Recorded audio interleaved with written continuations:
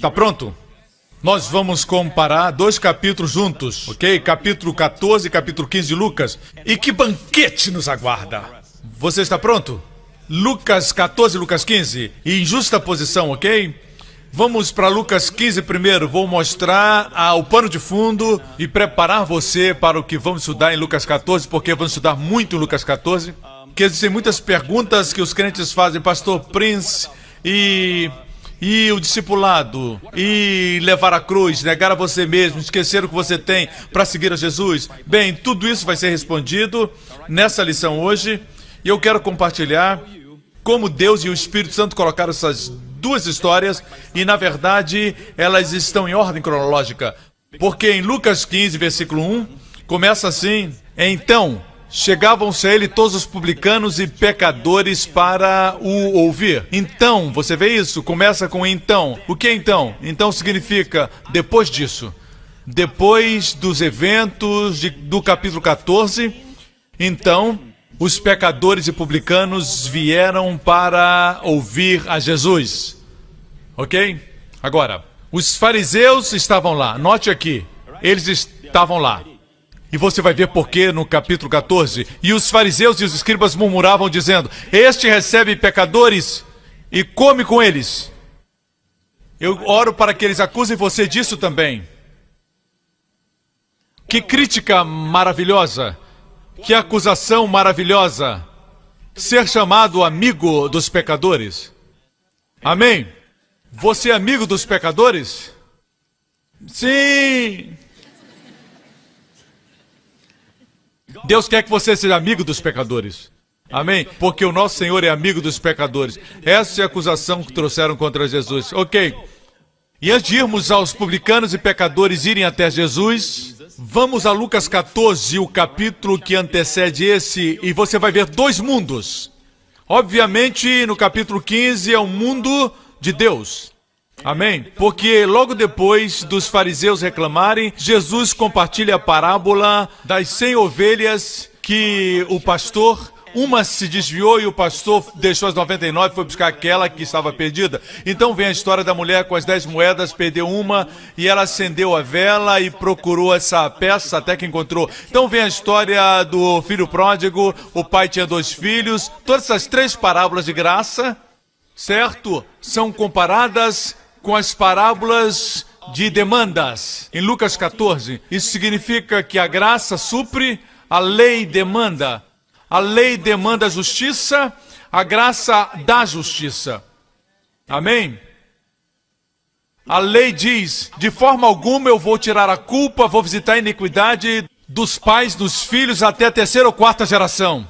A graça diz: eu vou ser misericordioso com a iniquidade e o pecado, eu não vou lembrar mais deles. Não me lembrarei significa que Deus lembrava antes, mas não lembra mais. Porque na cruz Deus lembrou de todos os nossos pecados no corpo de Cristo, e Deus na santidade julgou e puniu seu Filho no nosso lugar, para que hoje Deus na sua santidade declare que Ele não lembra dos nossos pecados mais.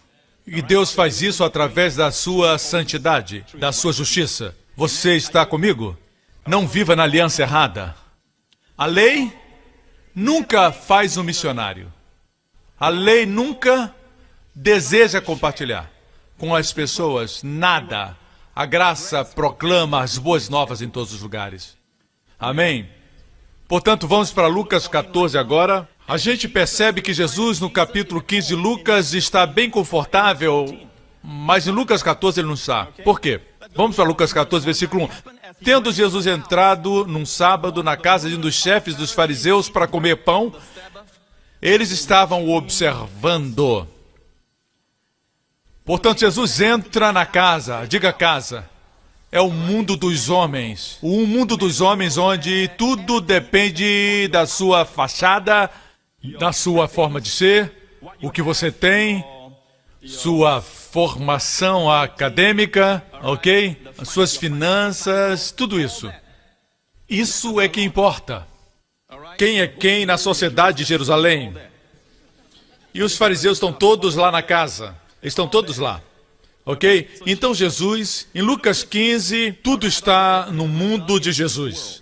E no seu mundo, Ovelha perdida, dracma perdida, filho perdido, todos são encontrados. Mas, em Lucas 14, ele entra no mundo dos homens, na casa. Lembre-se que eu compartilhei com vocês em Mateus 13, Mateus 12, como ele foi rejeitado pelos judeus. E então, o primeiro versículo do capítulo seguinte diz que Jesus deixou a casa e foi para o mar. O mar sempre fala dos gentios. E ele deixou a casa, deixou Israel e foi para os gentios pregar as boas novas. 7 parábolas do reino. E de igual maneira, Jesus entrou na casa, no mundo dos homens, e os fariseus o convidaram, não qualquer fariseu. Este homem era um chefe, como Nicodemos, era um mestre dos fariseus, um dos principais. E ele convidou Jesus para comer pão, e eles o observavam. Você gostaria que alguém te convidasse para comer e ficasse na sua frente assim? Eles estavam checando como você pega o talher, como você pega os guardanapos, como você mastiga, o que você come, se a boca está fechada ou não. E eles olham para você e dizem: tem uma casca de feijão aí no seu dente, como você se sentiria? E Jesus não se sentiu confortável nesse mundo dos homens, mas mesmo assim ele foi, certo? E achava-se ali um certo homem que era hidrópego, e isso foi no sábado. Esse homem tinha uma doença de água, alguns dizem que era um tipo de elefantíase, que é uma doença que a pessoa incha e fica muito feio, e é uma enfermidade.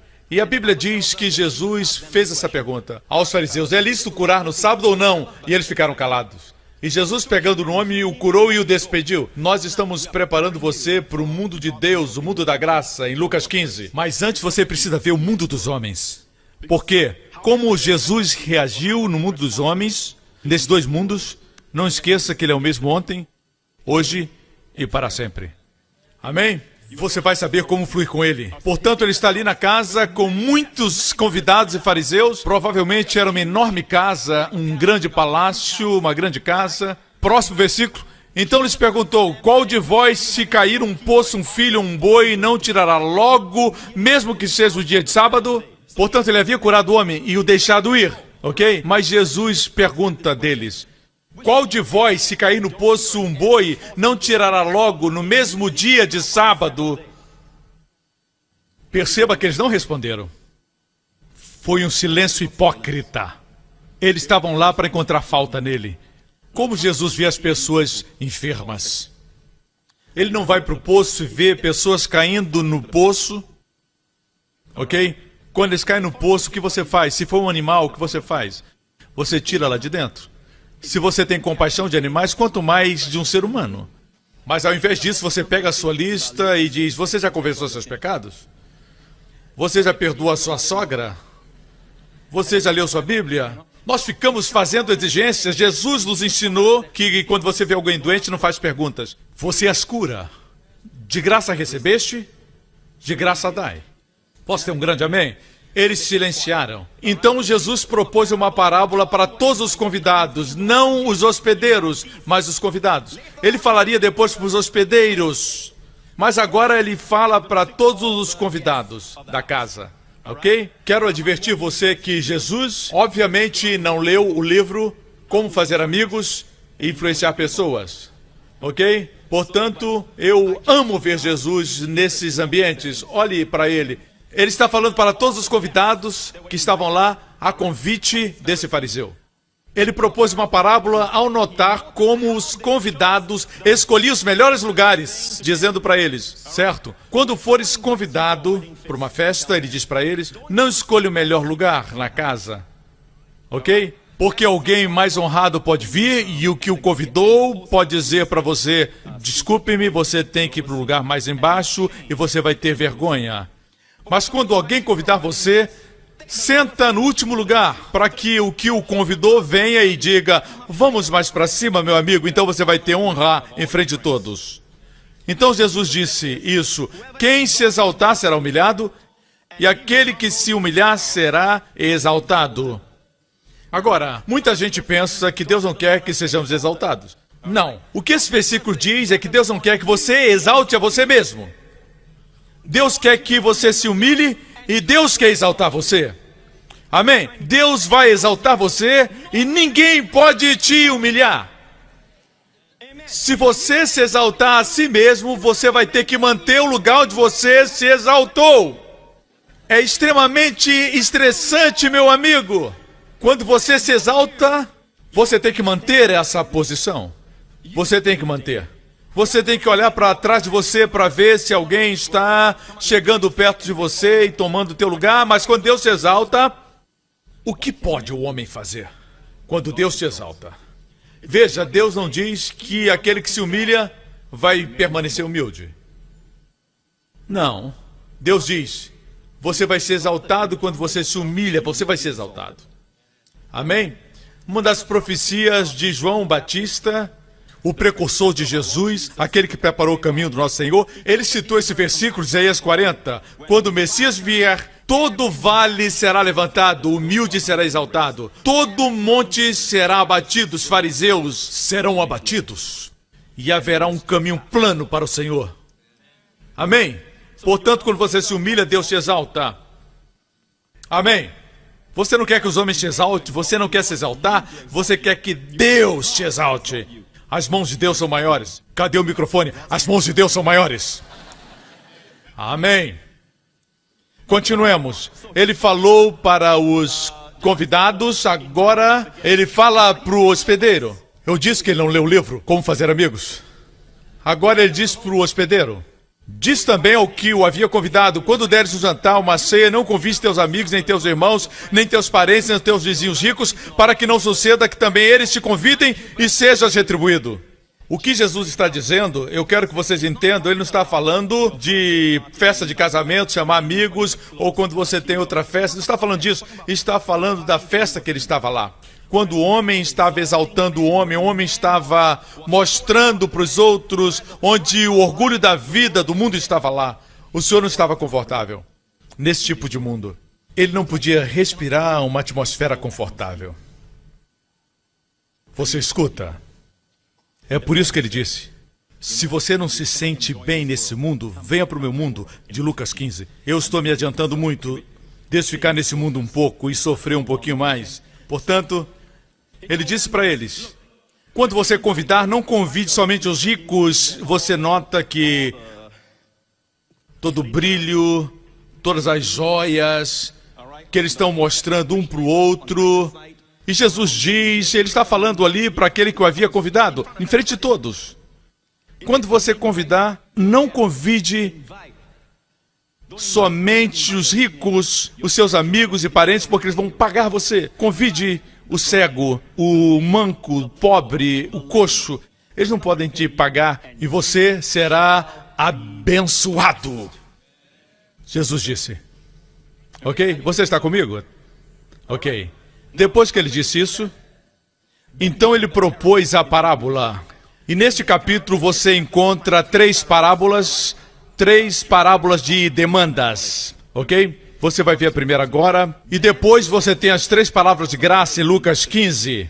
A ovelha perdida, a dracma perdida e o filho pródigo. Mas antes, vamos para a primeira parábola. É muito interessante. Jesus diz para eles, um certo homem deu uma festa e convidou muitos. Diga, grande festa. Diga, convidou muitos. A palavra muitos aqui é a palavra grega palus. Guarde isso na mente, palus. Palus. Ok? A palavra polus significa muitos. Guarde isso na mente, vamos voltar a isso depois. Grande ceia. Nunca tinha acontecido uma festa dessas. Porque não foi o homem que planejou essa festa. Deus planejou essa festa. Deus que conhece todas as comidas ainda não descobertas, que são maravilhosas e que vão encantar seu paladar. Que ainda não foram descobertas pelos cozinheiros e chefes dos melhores restaurantes do mundo. Deus conhece todas elas, amém? Mas escute, não está falando só de comida física, está falando de espirituais. Delícias espirituais que nunca haviam sido experimentadas até essa festa, promovida pelo Senhor.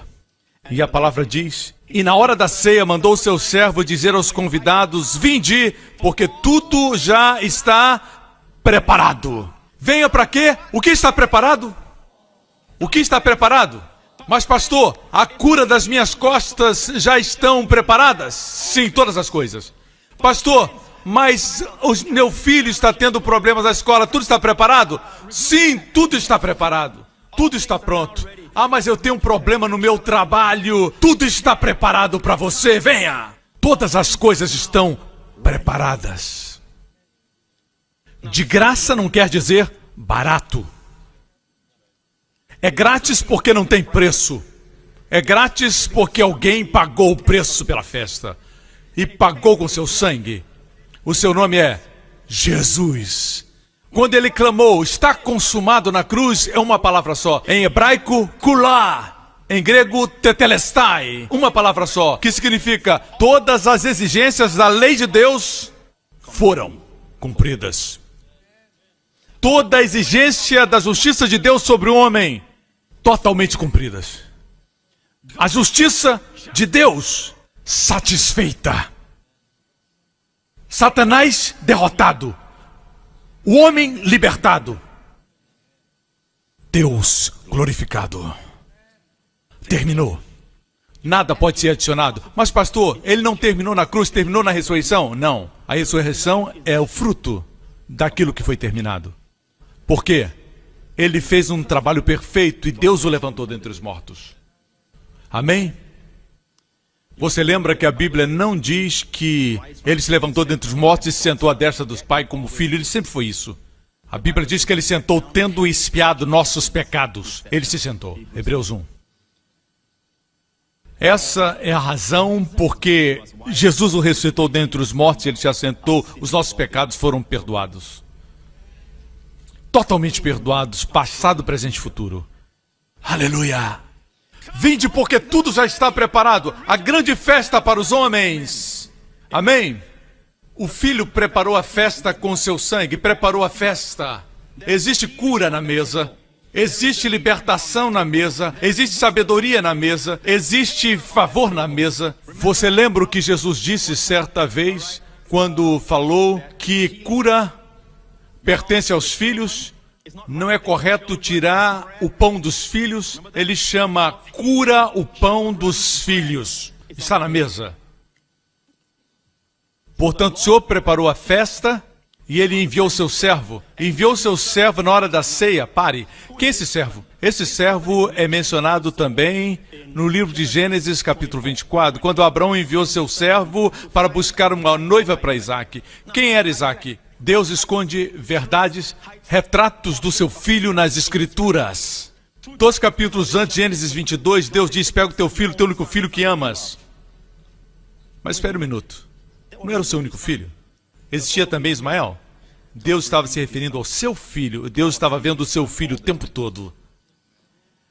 Portanto, quando Deus impediu Abraão de sacrificar seu filho, Deus disse, agora eu sei que tu me amas porque não poupaste o teu próprio filho, teu único filho a quem amas. Agora você pode dizer para Deus, Deus, eu sei que tu me amas porque o Senhor não poupou o teu filho, teu único filho, o filho a quem amas. Amém? A Bíblia diz que antes de Abraão enfiar a faca, o anjo parou e ele se virou. Eu acho interessante quando vou a Israel, a montanha onde está o templo, ela vai até o Monte Calvário, literalmente atrás. Significa que Abraão virou-se e viu uma visão de Jesus na cruz. Seu filho não morreu. Aquele era o verdadeiro Cordeiro de Deus. Você me escuta? E quando Jesus caminhou na terra, 2000 anos depois desse evento, no Monte Moriá, Jesus caminhou na terra e os fariseus acusaram Jesus. Jesus disse, escutem, Abraão se alegrou por ver o meu dia. Quando? E eles olharam para Jesus e disseram, você não tem nem 50 anos e você viu Abraão? Antes de Abraão existir, eu sou. Assim, ele era aquele que na cruz estava quando Abraão viu. Abraão se alegrou por vê-lo. Eu creio que Abraão teve uma visão no Monte Moriá. 2 capítulos depois desse, a Bíblia diz, Abraão já velho envia o seu servo, o nome não é dito, para encontrar uma esposa para o seu filho. Seu filho é um retrato de Jesus. E assim começa o mais longo capítulo do livro de Gênesis. Por que Deus gastou tanto tempo com esta mulher, Rebeca? Porque é um tipo da noiva de Cristo, você e eu. E o servo que nunca foi nomeado, Por quê? Porque o Espírito Santo não veio para chamar atenção para ele mesmo. Ele veio para chamar atenção para Jesus Cristo, o Filho amado. Em qualquer ministério que é ungido com o Espírito Santo, vai apontar as pessoas para Jesus. Ele vai me glorificar. Jesus disse do Consolador. Amém? Então, a Bíblia nos diz que Jesus disse essas palavras. Convide-os, porque todas as coisas estão prontas. Assim o Pai enviou o Espírito Santo, o Filho preparou a festa, agora o servo está preparando, o Espírito Santo está preparando os convidados. Ok? Preste atenção. Mas todos a uma começaram a excusar-se. Disse o primeiro: comprei um campo e preciso ir vê-lo. Rogo-te que me deis por escusado. Outro disse: comprei 5 juntas de boi e vou experimentá-las. Rogo-te que me deis por escusado. Escute. Nenhuma festa pode ser promovida pelos homens como esta festa. Por quê? Porque Jesus pagou a conta. Deus preparou. Não existe nenhuma necessidade do homem que não esteja suprida nesta mesa. Seja alguma coisa para sua mente, perpétua paz está nessa mesa. Seja a libertação de um vício está nessa mesa. Você pensaria que os homens correriam para essa mesa, mas você sabe quão cegos nossos corações são, que quando existe uma festa diante de nós, nós damos desculpas de não vir. E que estúpidas essas desculpas. Ilógicas essas desculpas. Esse homem diz: comprei um pedaço de terra e preciso ir vê-la. Me deixe por escusado. Quem? Quantos de vocês compram propriedades antes de vê-la? É estúpido isso. Eu comprei e depois ele vai ver. É uma desculpa esfarrapada. O próximo é pior ainda. Eu comprei 5 juntas de bois e vou experimentá-las. Deixe-me contextualizar. Eu comprei um novo BMW. Eu comprei, está comprado. Eu vou fazer um test drive. Ok? São desculpas somente. É possível que o homem seja confrontado com a festa mais maravilhosa nesse universo e ainda assim não tem desejo pela festa de Deus, pela bondade de Deus. Sim, uma criança que é alimentada com balas somente, se você trouxer uma fabulosa trufa ao óleo, é somente nessa estação que você tem, você coloca diante dessa criança e você coloca balas, qual que ela vai escolher? Bala! Faz bem para ele? Não. Ele sabe disso? Depois de tantas vezes que a mãe diz, claro. Mas o que ele quer? Bala. O coração do homem está tão predisposto para o pecado e mal, que quando a bondade de Deus vem, em toda a sua pureza, ele crucifica. Nunca diga: se eu estivesse lá, eu não faria isso. Você faria a mesma coisa. Nós deixaremos Jesus, que caminhou aqui fazendo bem e curando os oprimidos pelo diabo, e trocaríamos por Barrabás, o marginal. Esse é o homem. Jesus disse, melhor, o pai disse para o servo no versículo seguinte: casei-me e portanto não posso ir, disse outro. Assim o servo contou isso para o seu senhor. Então o dono da casa, indignado, o que faz Deus se indignar hoje? Ele fica indignado quando ele tem tantos bens para dar e eles não querem nem uma gota. Ele tem tanta cura para você e você nem quer experimentar. Ele tem tanto amor e você prefere buscar nos sistemas quebrados do mundo que não podem satisfazer. Ele fica indignado. Quando eu vejo isso, até a sua ira me encoraja e aquece meu coração. Indignado porque ele tem tanto para dar para o homem, mas o homem quer prover para si mesmo, suprir para si mesmo, cuidar de si mesmo. É por isso que a graça não é bem recebida, porque o homem quer fazer alguma coisa. Vocês me escutam, irmãos? Então o mestre disse para o seu servo, o Espírito Santo: sai depressa para as ruas e becos da cidade e traz aqui os pobres, os aleijados, os cegos e os coxos. Este foi o primeiro passo de Deus, e nós vemos isso no livro de Atos, nas estradas e nas ruas nas ruas e estradas pequenas, áreas pequenas, na Judéia, Samaria, e vai até as partes mais distantes da terra. Assim o Senhor disse, vai e traz todos os pobres, os coxos, os cegos e traga-os. E o servo disse, Senhor, está feito como ordenaste, e ainda há lugar. Deixe-me lhe dizer algo. Graça de Deus é sempre maior que o pecado. O suprimento de Deus sempre é bem maior do que as nossas necessidades e nossas demandas. Sempre. Quando Deus primeiro introduziu a Páscoa em Israel, e Deus disse a Israel em Êxodo 12, pega um cordeiro, e se a família é muito pequena para um cordeiro, compartilhe o cordeiro com seu vizinho. Nunca é o cordeiro que é muito pequeno, é sempre a família que é muito pequena. O poder de comer é muito pequeno, o cordeiro é sempre grande. O suprimento de Deus sempre excede sua demanda. E depois que você está satisfeito, e a rota, ainda existem 12 cestos restando. Você me escuta? Portanto, o Espírito Santo diz, traga das ruas e becos, porque ainda há lugar. As pessoas me perguntam como Jesus morreu por todos os homens de todos os tempos. Amigos, se você conhecesse o infinito valor daquele homem, o homem que foi pendurado na cruz, você conhece o infinito valor desse homem, você saberia que este homem vale mais do que todos os homens postos juntos, vale mais do que todos os anjos dos céus. Estou dizendo que ele vale mais do que todos os planetas que precisam de salvação. Ele pode salvar todos eles e ainda haverá muito mais restando. Aleluia! E esse é Jesus. Ele morreu por todos aqueles que estão no passado, no presente e no futuro. E muito mais se existir. Amém.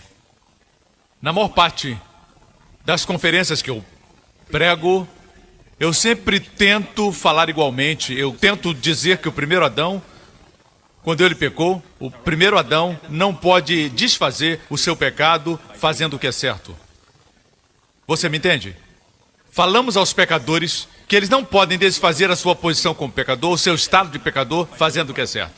Ok? Você precisa nascer de novo. E quando Jesus, último Adão, veio, e nós falamos para os cristãos, agora que você é justo, mas cuide-se, se você pecar, você fica injusto de novo. Em outras palavras, o que o primeiro Adão fez é mais poderoso que o último Adão fez, porque o último Adão não pode desfazer o seu estado. Quando o primeiro Adão não pode desfazer o seu estado como pecador, fazendo bem, mas como crentes, nós podemos desfazer nosso estado num dia. Alguma coisa está errada. A igreja não está pronta para ouvir falar do muito mais que o último Adão fez. Nós ainda não entendemos e os colocamos em igualdade. Nós honramos o primeiro Adão mais do que o último Adão fez. Nós dizemos que o que o primeiro Adão fez nos tornou todos pecadores e não podemos desfazer por nossas ações. Mas o que o último Adão fez faz todos nós justos, mas nós podemos desfazer com as nossas ações. Alguma coisa está errada. Ok, vamos continuar. O servo diz, ainda há lugar, diz o Espírito Santo.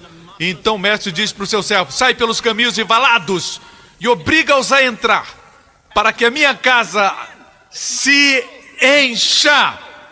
Note que o último mover de Deus será nos caminhos, autoestradas, vias expressas, avenidas e valados. Estamos vendo isso acontecer. Valados são cercas, cortinas. Cortina de ferro. Caiu na nossa geração. Uau! Agora a cortina de bambu vai cair. China, a maior população do mundo, vai ser salva. Aleluia! A Bíblia diz isso, que as cercas vão cair. Deixe as cercas caírem, porque existe lugar ainda.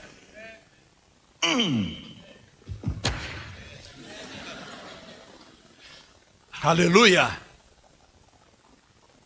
Obriga-os a entrar. Obriga-os a entrar. O que está de errado com a gente? Deus nos prepara uma festa suntuosa. Nós fomos convidados e temos que ser obrigados a entrar. Um dia no céu, quando olharmos para a bondade de Deus, felicidade perfeita, a harmonia das músicas que nunca ouvimos antes, não haverá mais doença, nunca ficaremos velhos, nunca mais terá morte. Nesse estado de bênção eterna, vamos olhar à nossa volta e dizer: nenhum dos convidados aqui, incluindo eu, fomos simplesmente convidados. Nós fomos obrigados. Uau! Obrigado é quase forçado. A cura é boa. Coma! Agora, eu não acredito que Deus força, não respeitando nossa vontade. Eu não creio que Deus faz isso. Mas eu creio que Deus nos força, fazendo-nos querer. Um dia, uma manhã, Zaqueu acordou e ele disse: eu quero subir uma árvore. E ele viu Jesus, foi compelido pelo Espírito Santo. O filho pródigo disse, quando estava lá com os porcos, e ele olha e diz: o que está acontecendo? Meu pai tem na sua casa pão para mim. E ele foi compelido pelo Espírito Santo. Deus nos mostra a sua bondade. É como se nenhum dos convidados nos céus fosse meramente convidado. São todos compelidos. Nós nos orgulhamos e dizemos: um dia eu escolhi Jesus. Eu ouvi minhas opções e eu disse: Jesus é melhor. Não, amigo. Você foi compelido. Deus trouxe você. Se Deus não fizesse você ver, você nunca veria.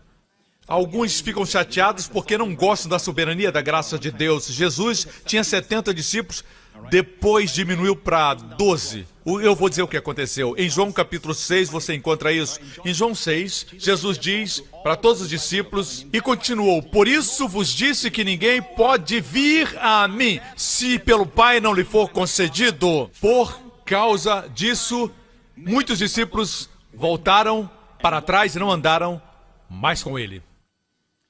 Perguntou então Jesus aos 12. Os 12 não foram, ok? Jesus disse: vocês também querem ir? E Pedro diz: para onde iremos?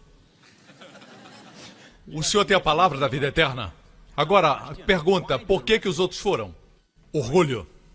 Eles pensaram: eu estou seguindo Jesus porque eu fiz uma excelente escolha. Ele pesou as opções e eu escolhi Jesus. Não, amigo. Deus te trouxe.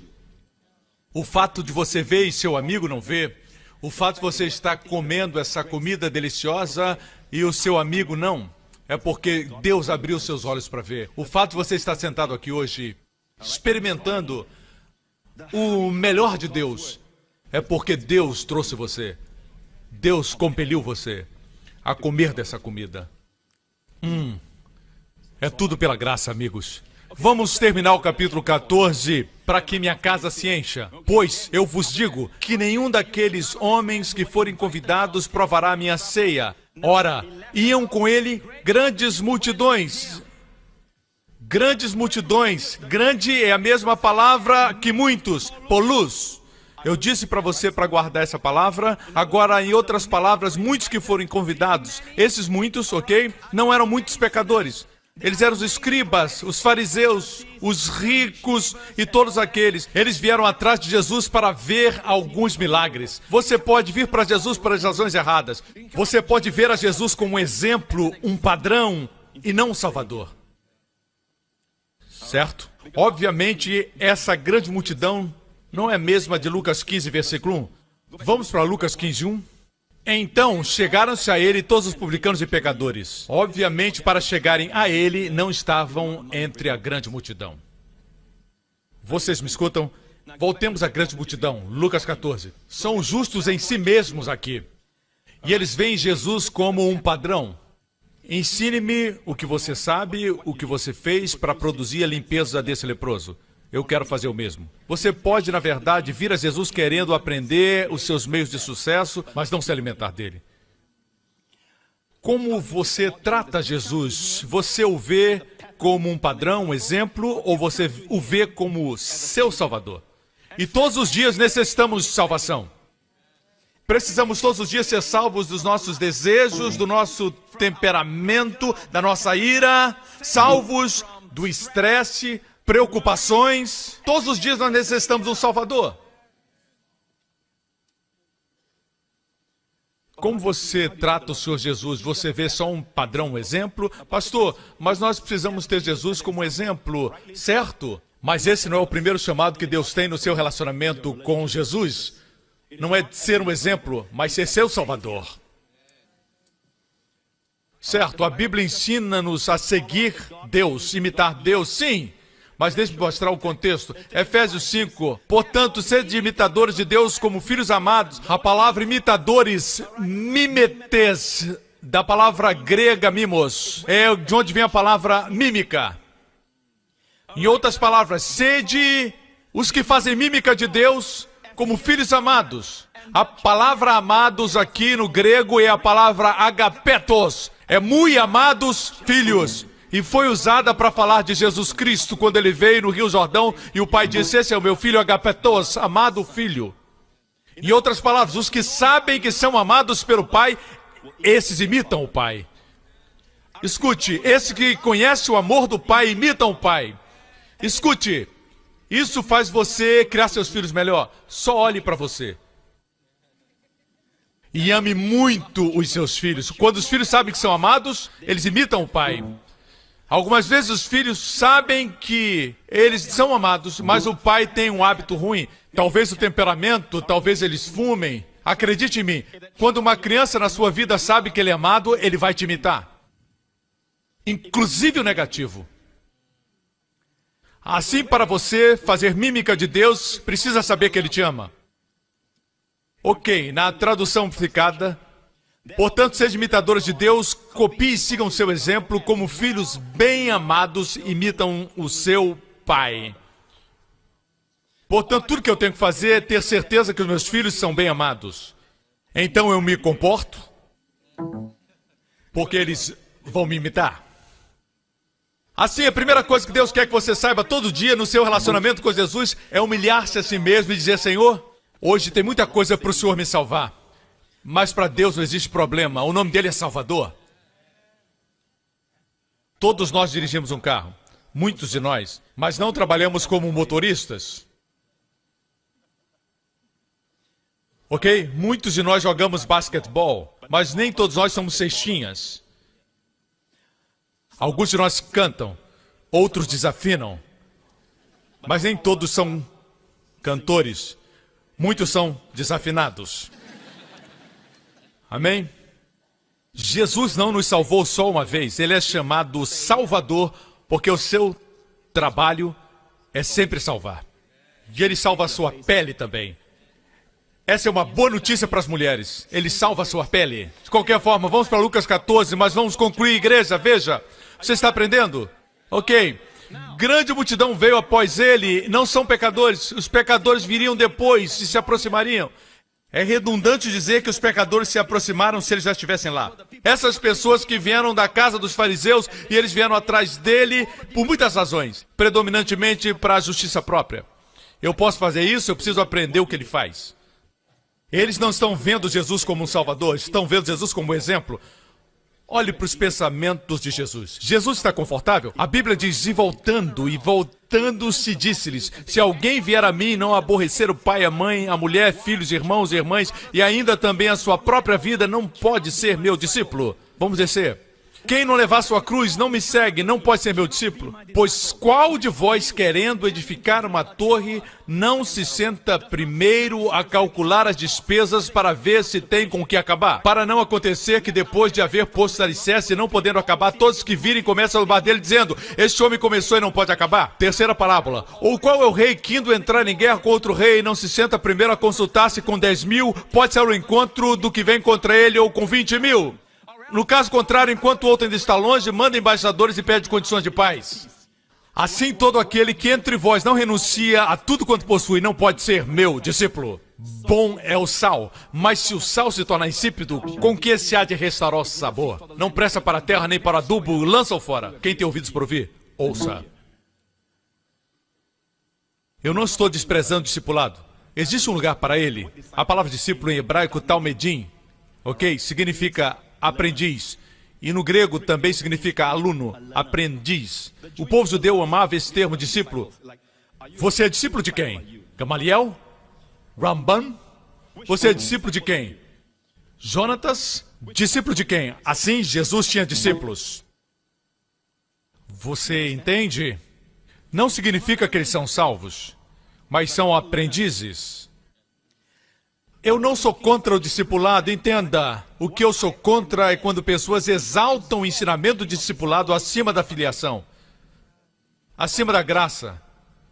Certo? No contexto eu tenho mostrado para você e eu custei para mostrar que de fato Jesus não está confortável com isso. Nesse mundo dos homens, ele voltou-se e disse: se você quer me ver como um padrão, como um exemplo, faça o que eu fiz. Deixe tudo.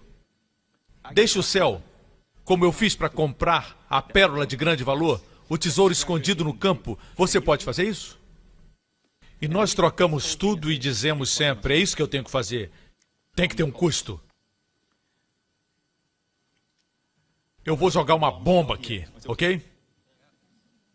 Eu vou jogar uma bomba. A palavra discípulo ou discipulado nunca é mencionada. Nunca. Depois do livro de Atos. Paulo não escreveu sobre isso, e os autores das epístolas do Novo Testamento, em todas as epístolas, você não pode encontrar uma vez a palavra discípulo. Terminou no livro de Atos. Não estou dizendo que não existe ensinamento sobre discipulado. Eu não estou desprezando, eu sou contra aqueles que exaltam o discipulado. Acima da graça, acima da filiação. Você me entende? E o contexto é que ele se virou, e ninguém pode negar que são palavras duras. Por quê? Se você não me vê como Salvador, você me vê como padrão, me vê como exemplo, você... Como Israel, ao pé do Monte Sinai. Todos os teus mandamentos nós cumpriremos. Pode mandar. Eles nunca ouviram os 10 mandamentos, mas estavam orgulhosos. Jesus diz: aquele que quiser me seguir como exemplo, como um padrão, você tem que deixar tudo. Você me acompanha? Você vê que ele entrou no mundo dos fariseus, o mundo dos homens, e saiu, e o seu espírito não podia respirar uma atmosfera confortável. Ele olha e ele vê todo esse orgulho da vida, ele vê toda essa justiça própria ao redor dele, e ele está em paz, mas não confortável. Mas olha isso. Então, este é o final do capítulo. Mostra aqui que o último versículo do capítulo 14 vai logo a seguir no capítulo 15. Então, todos os coletores de impostos e pecadores se aproximaram de Jesus. Eu digo uma coisa, ele caminhou da casa dos fariseus, ele não se sentia bem, ele caminhou e viu todas as pessoas, não se sentia bem, e no momento que os seus olhos viram um pecador, ele se aproximou deles. Seu coração se abriu totalmente para as belas parábolas da graça. Aleluia! Por quê? Porque pecadores fazem conexão com o Salvador. Eles não estão lá para aprender, estão lá para se entregar, estão lá para serem salvos. Aleluia! E ele ama isso. Eu disse, ele ama isso. Todos os dias, como você vê o Senhor? Como exemplo ou como Salvador? Como eu disse, ele é um exemplo, isso vem depois. Uma vez que você experimenta seu amor, você pode imitá-lo.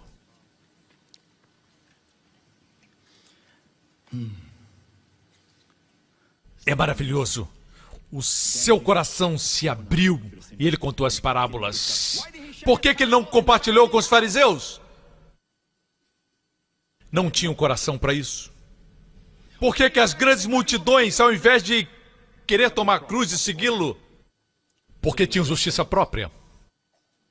Mas no momento que um pecador se aproxima de Jesus, eles têm comunhão com ele como Salvador, não como um mestre.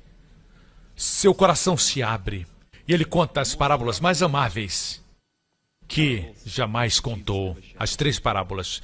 Portanto, nós vemos aqui as 3 parábolas de demanda, Lucas 14. Agora nós vemos as 3 parábolas de graça, suprimento. Certo? Nós vamos focar na última por causa do tempo. É muito famosa e todos conhecem. Mas vamos rapidamente, próximo versículo. Os fariseus murmuram dizendo, este recebe pecadores. Versículo seguinte, lhe propôs essa parábola. Qual dentre vós é homem que possuindo 100 ovelhas e perdendo uma delas, não deixa as 99 no deserto e não vai após a perdida até que a encontre? E achando, põe sobre seus ombros cheio de júbilo. E chegando em casa, reúne os amigos e vizinhos e lhes diz, alegrai-vos, porque achei minha ovelha que havia sido perdida. Digo-vos que assim será maior alegria no céu quando o pecador se arrepende do que por 99 justos que não necessitam de arrependimento. Vou repetir o que Jesus disse. Maior alegria haverá no céu por um pecador que se arrepende do que por 99 justos que não necessitam de arrependimento. Agora pare por um momento e pense com você mesmo. Ele está falando de uma pessoa que se arrepende traz mais alegria para o céu? Uma pessoa que se arrepende mais? Como a ovelha se arrependeu? A ovelha foi perdida. O pastor deixou as 99... Deixou 99. Nenhum pastor faz isso. Nenhum pastor deixa 99 para encontrar uma, exceto o verdadeiro pastor. Ele deixou, ele buscou, ele foi, ele encontrou, ele pegou, ele colocou nos ombros, ele se alegrou, ele chama seus amigos, alegrem-se comigo. Ninguém faz isso. São assim todos os pastores? Como que a parábola termina? Jesus diz, assim existe alegria no céu quando um pecador se arrepende. Como a ovelha se arrependeu? Eu perguntei ao Senhor uma vez, as pessoas estavam dizendo, tem que pregar mais arrependimento. Tem que pregar mais arrependimento. E eu disse, Deus, me dá uma parábola que possa me ajudar a suprir essas pessoas auto-justas. E Deus me deu essa parábola. Pergunte a eles como a ovelha se arrependeu. E eu disse, Senhor, eu não sei. E Deus diz, é assim que a ovelha se arrependeu. A ovelha consentiu de ser amada. A ovelha consentiu em ser salva. A ovelha deixou ser carregada. A ovelha consentiu em descansar no seu ombro e não carregar-se a si mesma. A ovelha descansou no seu amor. Isso é arrependimento bíblico. Amém. Amém. Agora escute. Você notou que essas 3 parábolas, a próxima é da mulher que perdeu uma moeda de prata. Essas 3 parábolas, escute, não falam a respeito da nossa alegria, na questão da nossa salvação. Não fala da gente. Nós estamos lá, mas não fala da ovelha, o que aconteceu com a ovelha, se ela estava feliz. Não fala do filho pródigo, se ele estava feliz ou não, apesar de ele ter sido salvo. Mas as 3 palavras que Jesus compartilhou falam da alegria de Deus. E somente de Deus. A alegria de Deus em resgatar você. A alegria de Deus em salvar você. A alegria de Deus em redimir você. Fala da alegria do que encontrou. E não do encontrado. Uau! Pensar que nunca se poderia imaginar no coração do homem que o mundo de Deus se torna mais feliz quando os pecadores entram nele. Uau! Existe alegria no céu. O mundo de Deus é mais feliz quando pecadores entram nesse mundo. Deus fica feliz. Muitas vezes nós citamos errado, os anjos se alegram quando o pecador é encontrado. Você não pode encontrar isso na Bíblia. A Bíblia diz que existe alegria na presença dos anjos. Você sabe quem se alegra? É Deus o que nos encontrou. O próximo versículo fala, ou qual é a mulher que tendo 10 dracmas e perdendo uma dracma, não acende a candeia e não varre a casa, buscando com diligência até encontrá-la. E achando reúne as amigas e vizinhas dizendo, alegrai-vos comigo. Ninguém faz isso. Encontramos a moeda e ficamos quietos. Ninguém faz isso.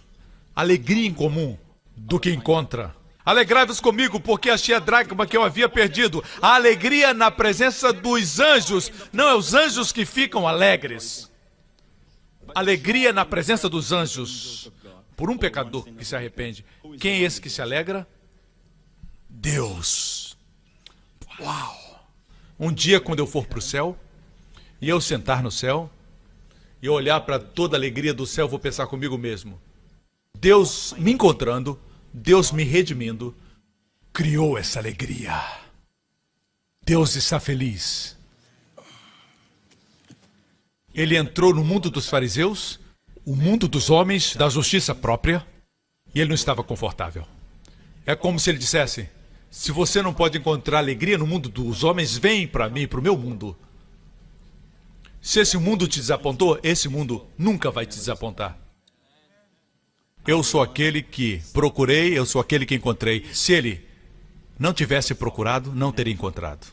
A ovelha ainda estaria perdida. Se a mulher não tivesse procurado, não teria encontrado. A moeda ainda estaria perdida. A propósito, o pastor é o Senhor Jesus Cristo. A mulher é o Espírito Santo que varre a terra, procurando a imagem de Deus perdida. Que um dia o homem foi criado. O Pai é Deus o Pai. O Pai dos 2 filhos. Aleluia. Uau! Você sabe, igreja, no céu nós vamos olhar. Nenhum daqueles que foram convidados vai estar lá. Somente os compelidos a aceitar a graça que Deus nos fez querer. Aleluia. Diga a ele o louvor. Aleluia. Obrigado, Pai. Todas as cabeças baixas, olhos fechados nesse lugar.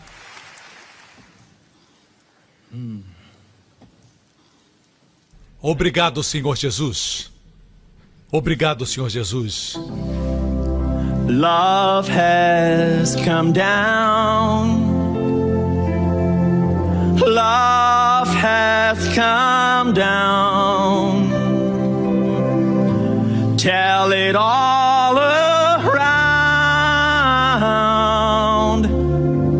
Love has come down. Venha. Todas as coisas estão preparadas. A última ordem da Escritura, no capítulo final do livro de Apocalipse, nos diz: venham e bebam de graça da água da vida. Último mandamento das Santas Escrituras. Venha! Venha e tome de graça da água da salvação, porque o sangue de Jesus pagou, mas é grátis para você que vem. Venha, tome. Onde você estiver agora, diga: pastor, ore por mim. Eu quero esse maravilhoso Jesus como meu Salvador, meu Senhor. Eu quero participar de tudo aquilo que Ele tem para mim. Eu era cego e agora eu vejo. Ore por mim, pastor. Se esse é você, ore essa oração comigo agora. Diga: Pai Celestial, Deus Pai, obrigado por me chamar para casa. Obrigado, Pai, por amar pecadores como eu sou pecador. Eu não posso salvar a mim mesmo, mas Jesus morreu no meu lugar. Cristo morreu por pecadores. Eu o qualifico. Ele comprou meus pecados. Ele levou meu juízo. Ele sofreu a minha maldição para que eu pudesse ser abençoado e justificado. No terceiro dia o Senhor ressuscitou dentre os mortos. A morte foi conquistada para mim. Jesus Cristo é meu Senhor e Salvador, agora e para sempre. Ensina-me, Pai, a confiar nele, nos seus ombros fortes de força e poder, todos os dias da minha vida. Obrigado, Pai, por me encher com o Espírito Santo. Em nome de Jesus. Amém. E amém. E amém. Aleluia. Glória a Deus. Obrigado por sintonizar no programa de hoje. Esperamos que tenha sido uma bênção para a sua vida. Para mais informações sobre o programa da Igreja New Creation, acesse o site ncctv.org.sg. Lá você poderá se inscrever para receber um devocional diário do pastor Joseph Prince. Seja incentivado e fortalecido todos os dias e saiba o quanto Deus lhe ama através desses devocionais. Acreditamos que o seu dízimo pertence à igreja que você frequenta e oramos para que você seja grandemente abençoado, altamente favorecido e profundamente amado.